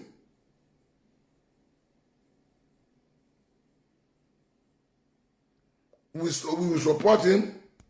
But àwọn tí ò ní common sense ní òun pàfẹ́ fẹ́ resist àwọn tí ò ní common sense because they cannot think. I'm telling you, Ọlọ́run dẹ̀ wọ́n ti mú sọ fún yìí. Ẹni tó bá ní common sense ọmọ Yorùbá tó bá ní common ní ọjọ́ ọpọlọ ẹ pé tí o di pé ní sakani problem tí o jẹ pé bí àpò gbé ẹ̀jẹ̀ ta sí lọ́pọlọ tó bá mọ nǹkan tó gbọ́ àwọn tó já Afẹ́nifẹ́re Ọlọ́run dẹ̀ bọ́ọ̀lù tó mọ̀ sọ fún yìí kó lọ wò ó pé kí ni àwọn Afẹ́nifẹ́re wà fún náà àwọn orí wà ní Afẹ́nifẹ́re kí ni nǹkan náà wà fún lọ́tọ́ àdé corrupt or their true leader ọmọ Yorùbá tí o bá ní tí o yẹ pé ẹ̀jẹ̀ ta lọ́pọlọ tó bá Afẹ́nifẹ́re ó ṣe Afẹ́nifẹ́re I'm telling you kó lọ wò ó Ọlọ́run gbọ́ kí ni ọ̀rọ̀ tó mọ̀ sọ fún yìí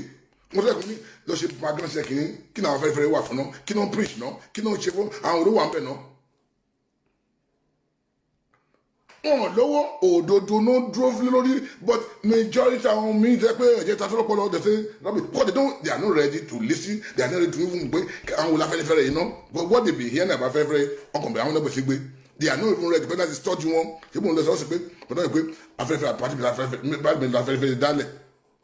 to pay one low to promote it to bribe people nobody want to vote for them and to pay ẹ̀yin èèyàn wa pé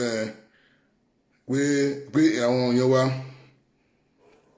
pé ẹ̀yin èèyàn wa o ẹ̀yin vote fún wa o àṣẹ báyìí fún àwọn èèyàn rẹ́dí àti dúró fún yẹn bàbá kílẹ̀ ní fún wa làwọn rẹ́dí bàbá kílẹ̀ ní fún wa làwọn rẹ́dí pé bàbá kílẹ̀ fẹ́ fún wa mo mú iye àwọn sèto ló jáde ní táwọn Afẹ́nifẹ́re ní táwọn yẹn ogun mọ́tò ọ̀dọ́ wọn ti PDP lọ di APC ń sìn. I'm telling you, only the PDP only the kidney because one pay Afẹ́nifẹ́re kò pariwo Afẹ́nifẹ́re $1 you are just deceiving yourself. You are just dismissing sorry.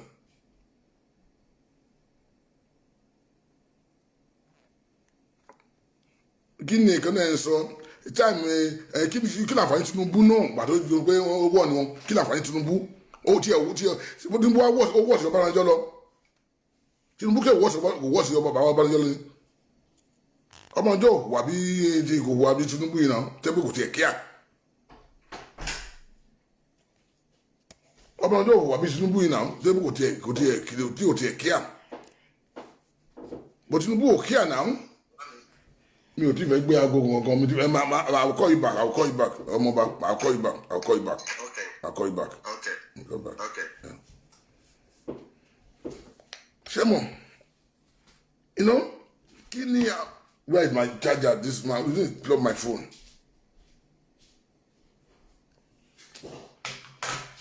Kí ni àǹfààní kí ni wọn yẹn tí o bá láǹfààní fún wa a kò lè máa pariwo pé ẹ jẹ́ ká support ẹ jẹ́ ká tí ọmọ wa it's not about ọmọ wa ìjọ tó náà jẹ́ ká sọ bí tọrọ wà.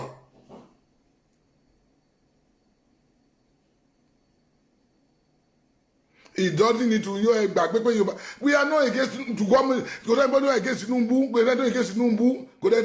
kò jáde pé òun pé ìyá ẹmọṣẹ́ Tinubu ṣe nílẹ̀ láti ẹmọṣẹ́ tó ń ṣe nílẹ̀ ni ẹmọ ìgbà tó fẹ́ tó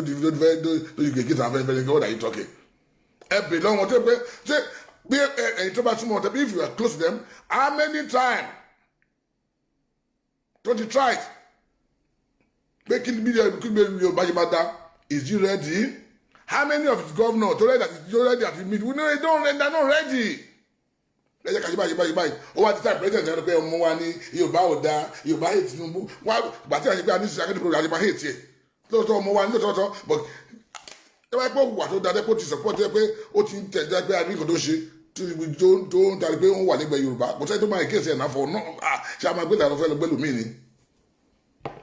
Bọ̀ ẹni tí ò kíà nípa ilẹ̀ Yorùbá tó máa pè fún meeting pé ẹ jẹ́ ká meeting pẹ̀lú ẹ̀kọ́ tí ò wá tí ò kíá ìtàn pé nǹkan fẹ́ rí ẹ tó make it difficult so what are you talking? tọ́pẹ́ bá sọ tọrọ pé báyìí ní tí ò tiẹ̀ jí sòro tó bí pé they don't have voice but they don't know pé they don't have money they don't have anything but they have voice they have influence.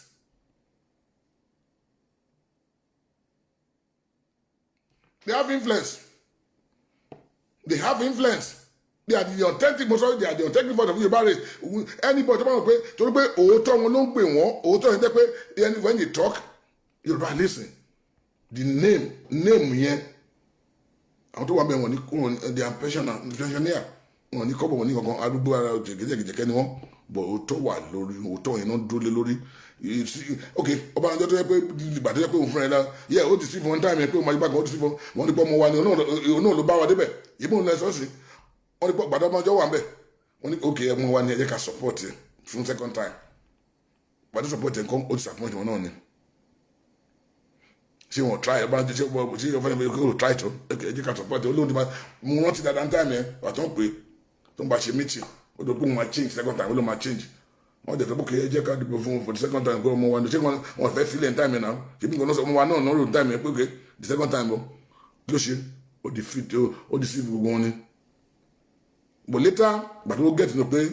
he cannot do without them ṣé bí wọn ló ẹni pé kókó lọ́dọ̀ wọn sí olówó jókòó lẹ́dọ̀ wọn sí tó di pé àwọn olùwárí pé later wárí pé àwọn olóòótọ́ làwọn bù yìí kó lè mú Ọbásanjọ́ lọ sáré tó bẹ̀ sí tó súnmọ́ lẹ́yìn mẹ́ta ẹ̀ mọ̀ pé ó ti rí pé òun ti ṣe a mistake kan káyọ̀ ti gbọ́ ọ̀sìn lẹ́nu dáìmí Yorùbá ò ní sí ní wàhálà tí Yorùbá wà lẹ́nu.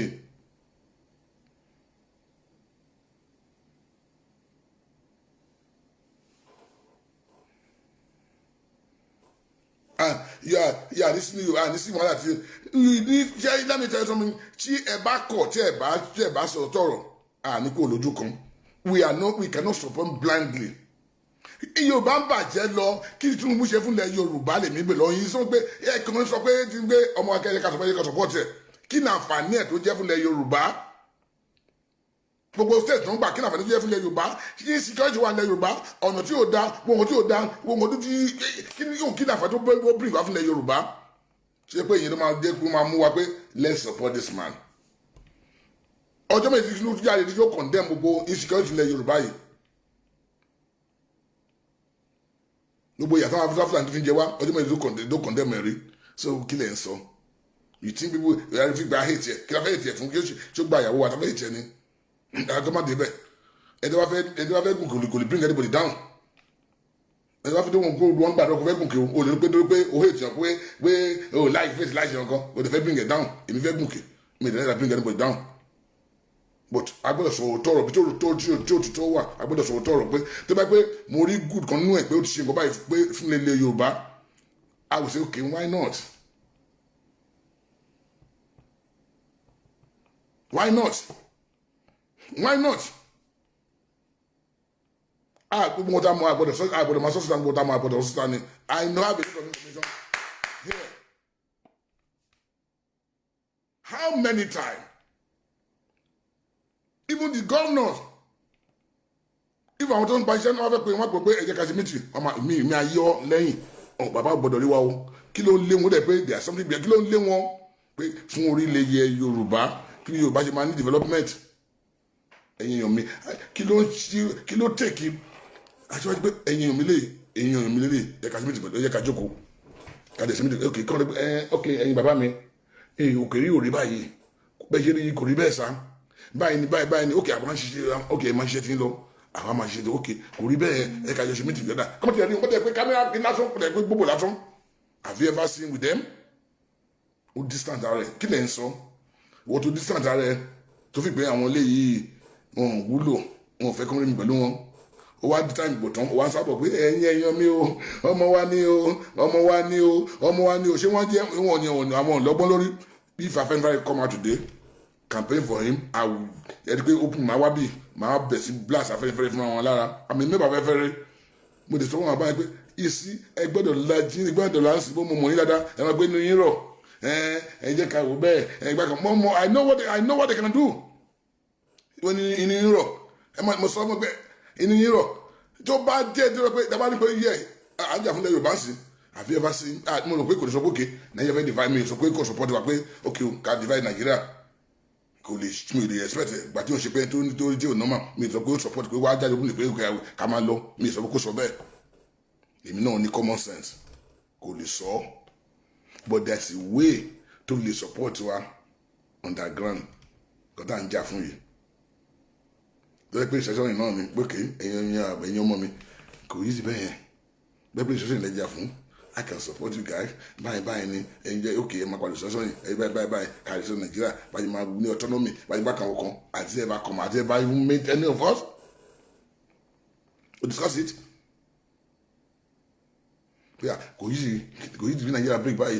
láti lè ṣe báyìí ṣe ẹ má bínú gọ́ọ̀mẹ̀ntì ṣe bá kàn ókè àmọ̀ pé gọ́ọ̀mẹ̀ntì kò yí sí àti ṣe ni wọn pé bọ̀tẹ́ ẹ má ṣe báyìí ó lè sponsor ó lè máa lu àwọn I'm telling you ó lè ṣe ìlẹ́tọ̀ fi ṣe lẹ́yìn tẹ́ pé ìdárun kan ò ní mọ̀ pé òun ló wà behind there nobody will come out complain no lẹ́yìn pé èèmọ̀ kò dábùn ok ìṣọ́ṣọ́ yẹn kọ́ ok ká ní kí Yorùbá ní autonomy ká change the constitution Nigeria before 2023 mo fẹ́ contest election but that election ma contest ẹ ma support but ma make sure pé constitution yẹn náà o make constitution yẹn kí ló contest and then Yorùbá ní autonomy lórí nǹkan tó bẹ́ẹ̀ Yorùbá lè ní autonomy but àti pé afẹ́ break ó lè má easy fún wa mo lè má support you but mo lè support báyìí káyọ̀ ojú kan jẹ́mọ̀ a lot of times ìjọ sọ ìsọ̀rọ̀ ìdáhùn sọ pé tí ó sọ ń pa ẹ̀ kò tí ì sọ ń kọ́ ń pa ẹ̀ pé Yorùbá ti ní autonomy tábà ní autonomy kí la fẹ́ pàfẹ́ kú Nàìjíríà fún.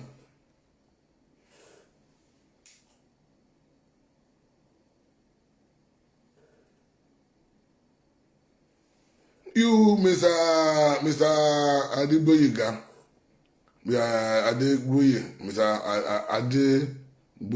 Adegboye, you people think people hate Tinubu or you hate her. That is the problem tẹ́ ní ilẹ̀ Yorùbá tó pé ẹ̀ fún òótọ́ jìnnà sí gbogbo ìkọ̀dú ẹ̀ ń jẹ́ ń bẹ̀. Wípé ẹ̀ ń jẹ́ ń bẹ̀. Ebi àwa táwa mi ṣe bí ń pa wá yìí ni ebi ò pa wá. Akẹ́nà tí wọ́n fẹ́ jẹ́ Tinubu gbé mọ́ you before you máa dẹ̀ máa jẹun lọ but ẹ jẹ́ ká sọ òtítọ́ ká sọ òdodo fún àwọn èèyàn wa fún ilẹ̀ Yorùbá làwa ń jà fún kó lè dá fún ilẹ̀ Yorùbá là ń jà fún it's not pay by one person ní pé nǹkan mo fẹ́ gé níbẹ̀ mo sọ mo ti fi mi sí níwájú Ọlọ́run àti ènìyàn they put my name on Tinubu ṣe mo ń rí ẹjọ́ bá mi rí fún forúkọ mi ẹjọ́ tó Ọlọ́run mi mọ̀ ọ́ tó forúkọ mi síbẹ̀ fún Europe mo ní ẹjọ́ bá mi rí forúkọ mi ẹjọ́ tó Ọlọ́run bá mi rí forúkọ mi tí wọ́n fẹ́ jẹun máa jẹun bẹ́ẹ̀ but ṣé màá dẹ̀ lè sùn tó pé nǹkan fẹ́ gbà ìyá dẹ̀ ń jẹ àwọn Yorùbá majority Yorùbá ìyá dẹ̀ ń jẹ wọ́n ṣé bí ń pa mí sí ni mi ò tiẹ̀ lówó lọ́sẹ̀ bí ń pa mí ni màá dẹ̀ lè sùn màá jẹ́ pé mi nìkan pé akọgun kó fún mi àwọn máa gbowó màá máa jẹun màá máa laugh màá máa gun mọ́tò tó dáa ìyá dẹ̀ máa jẹ àwọn ẹ lọ sí Èkó lásán ẹ lọ sí everywhere kò sọ́nà kò sí nǹkan tó dáa gbàtí gbogbo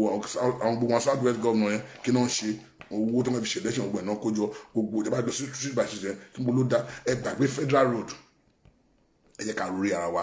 ẹ gbàgbé federal road ọ̀nà olódà lẹ́kọ̀ọ́ Èkó lásán nìyẹn o iṣẹ́ wo làwọn gómìnà yẹn ṣe can't you call them to order àbí ìwòkọ́ ló ni wọ́n ní gbòtó wọn apáwọ̀ yẹn àwọn leader party leader owó tó ń fi election ọkọ̀ sápò àdè continue bẹ́ẹ̀ ká máa continue lọ